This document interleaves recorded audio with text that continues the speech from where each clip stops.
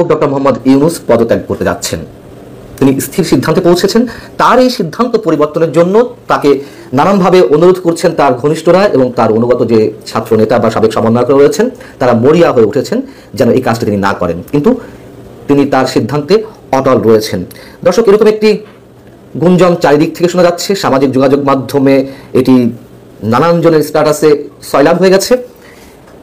পাশাপাশি এটুকু আপনাদেরকে জানাই, কোনো কোনো গণমাধ্যমের বিশ্লেষণাত্মক লেখায় এটি রেফারেন্স হিসেবে এসেছে যে তিনি পদত্যাগ করতে পারেন।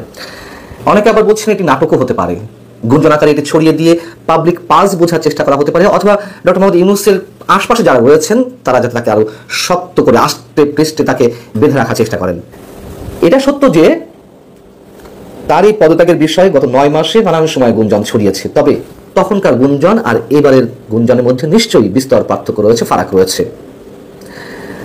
সেনাবাহিনী এবং সরকারের মধ্যে যে ক্রমশ দূরত্ব বাড়ছে সেটা তো আমরা জানি। বিশেষ করে সেনাপ্রধান জেনারেল ওয়াকারুজ্জামান এবং ডক্টর ইউনূসের মধ্যে যে বিরোধ বা যে দূরত্ব গত সেপ্টেম্বর থেকে সেটি ধীরে ধীরে নানান ইস্যুতে প্রকাট হয়েছে।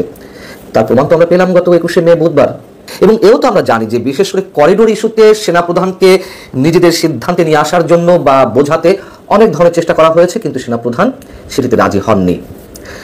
এর সাথে আরও যে বিষয়টি এসেছে, বৃহস্পতিবার বিএনপি যে সংবাদ সম্মেলন, সেখানেও জানিয়ে দেওয়া হয়েছে যে তারা যে কোনো সময় এই অন্তর্বর্তী সরকারের প্রতি তাদের সমর্থন প্রত্যাহার করে নিতে পারে।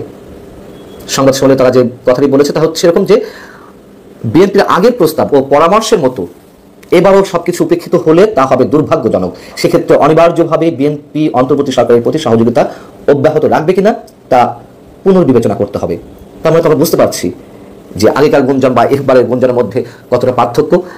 ডক্টর মোহাম্মদ ইউনূস তার পায়ের নিচ থেকে মাটি সরে যাচ্ছে, এটি তিনি উপলব্ধি করতে পারছেন কিনা সেটি বড় বিষয়। এবং আরও একটি বিষয় আপনাদেরকে জানিয়ে রাখি, এই গুঞ্জনের পিছনে সত্যতা কতটুকু থাকতে পারে।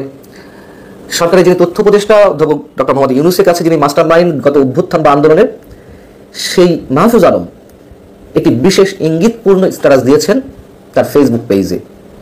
তিনি জাতির কাছে ক্ষমা চেয়েছেন, ভুল প্রার্থনা করেছেন, নাকি তিনি তার সৈন্য সামন্তের কাছে বা তার সহযোদ্ধাদের কাছে এই ক্ষমা চেয়েছেন বা ভুল প্রার্থনা করেছেন আমরা জানি না। তার এই স্ট্যাটাসটি আবার হাসনাত আব্দুল্লাহ শেয়ার করেছেন। তার মানে বোঝা যাচ্ছে, আমার এর আগের একটি কন্টেন্টে আমি বলছিলাম যে বিপর্যয়ের মুখে এনসিপি, সেখানে নিশ্চয়ই ব্যাখ্যা করেছি। তো একটা গুমট পরিস্থিতি সৃষ্টি হয়েছে চারিদিকে, সেটাও আমি জানিয়েছি।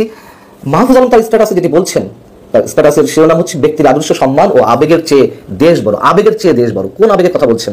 ডক্টর মোহাম্মদ ইউনূস আবেগের কথা বলছেন, নাকি তারা যে ভুল ভ্রান্তি করছেন, পদে পদে বিপ্লবী, কথিত বিপ্লবী চেতনার বশবর্তী হয়ে নানান ধরনের হঠকারী কথাবার্তা বলছেন, কর্মকাণ্ড ঘটাচ্ছেন, সেগুলোকে আবেগী কথাবার্তা বলছেন জানি না, তবে যথেষ্ট ইঙ্গিতপূর্ণ এই স্ট্যাটাসটি। আমি ছোট করে একটু পড়ে শুনে আপনাদেরকে। মাহফুজ আলম লিখছেন যে দেশপ্রেমিক শক্তির ঐক্য অনিবার্য। আগেকার যে কোনো বক্তব্য ও শব্দচয়ন যা বিভাজনমূলক ছিল সেগুলোর জন্য আমি আন্তরিকভাবে দুঃখিত। সরকারে আর একদিনও থাকলে অভ্যুত্থানের সকল শক্তির প্রতি সম্মান ও সংবেদনশীলতা রেখে কাজ করতে চাই। বাংলাদেশের শত্রুরা ঐক্যবদ্ধ ও আগ্রাসী, সার্বভৌমত্ব ও গণতান্ত্রিক সকল প্রতিষ্ঠান হুমকির মুখে। দেশপ্রেমিক জনগণ যারা জুলাই অভ্যুত্থানে ঐক্যবদ্ধ ছিলেন তাদের সামনে দীর্ঘ পরীক্ষা। এই পরীক্ষা ঐক্যের এবং ধৈর্যের, এই পরীক্ষা উতরে যেতেই হবে। এও শোনা গেছে যে ডক্টর মোহাম্মদ ইউনূস ছাত্র নেতাদের উপরে প্রচণ্ডভাবে ক্ষুব্ধ। তিনি যখন বলেছেন যে আমি আর থাকবো না, তাদের উপরে রুষ্ট হয়ে বা ক্ষুব্ধ হয়ে তিনি বলেছেন, সেই জায়গা থেকে মাহফুজ আলমের এই স্ট্যাটাস কিনা আমরা ঠিক বলতে পারছি না। তবে অনেক কিছু মিলে যায়। সেনাবাহিনী অনেক ধৈর্য ধরছে এবং সেনাবাহিনী যে সব কিছুতে ধৈর্য ধরছে এটা তো সাধারণ মানুষের মধ্যে এক ধরনের বিরক্তিরও সৃষ্টি করেছে। বিরক্তি না হোক, হতাশার সৃষ্টি করেছে। কি ব্যাপার, সেনাবাহিনী এখনো বসে আছে কেন? দেশের এই আইন শৃঙ্খলা পরিস্থিতি কেন তারা ঠিক করতে পারছে না? নিশ্চয়ই সেনাবাহিনীর দিক থেকে অনেক ধরনের সমস্যা ছিল বা সরকারের পক্ষ থেকে কোনো ধরনের প্রতিবন্ধকতা ছিল কিনা আমরা অনুমান করতে পারি। বুধবার সেনাপ্রধান যে বললেন যে আর মবতন্ত্র বা মব ভায়োলেন্স সহ্য করা হবে না, তার এই কথার পরেও আমরা দেখলাম বৃহস্পতিবার নারায়ণগঞ্জে আওয়ামী লীগের সাবেক সংসদ সদস্য মমতাজকে যখন আদালত প্রাঙ্গণে তোলা হয় তখন তার উপরে পচা ডিম এবং জুতা নিক্ষেপ করা হয়েছে। তিনি মবের শিকার হয়েছেন এবং এগুলো সমালোচিত হচ্ছে যে সেনাপ্রধান তার এই বক্তব্য দেওয়ার পরেও এটি ঘটে কিভাবে। নিশ্চয়ই সেনাবাহিনী বসে থাকবে না, এটুকু আমাদের দৃঢ় বিশ্বাস। তার কারণ সেনাপ্রধান এর আগে ওয়ার্নিং দিয়েছেন, আবারও ওয়ার্নিং দিলেন। তো তিনি নিশ্চয়ই তার জায়গায় থেকে শুধু কথা বলছেন না, এটুকু আমাদের দৃঢ় বিশ্বাস। এখন কথা হচ্ছে যে ডক্টর মোহাম্মদ ইউনূস কেন এখনই পদত্যাগ করতে চাইবেন? যদি পাল্টা প্রশ্ন করি যে কেন পদত্যাগ করতে চাইবেন না, তিনি যে নিজের ভালোটা বেশ ভালোই বোঝেন, এটা আমরা বলে আসছি। তিনি নোবেল লরিয়েট, তার ক্ষমতার প্রতি লোভ ছিল, এটা অনেকেই বলেন, কিন্তু সেই ক্ষমতা দীর্ঘায়িত করতে গিয়ে, কুক্ষিগত করতে গিয়ে তিনি অনেক বেশি সমালোচিত হচ্ছেন এবং অনেক কিছুই তিনি নিয়ন্ত্রণ করতে পারছেন না।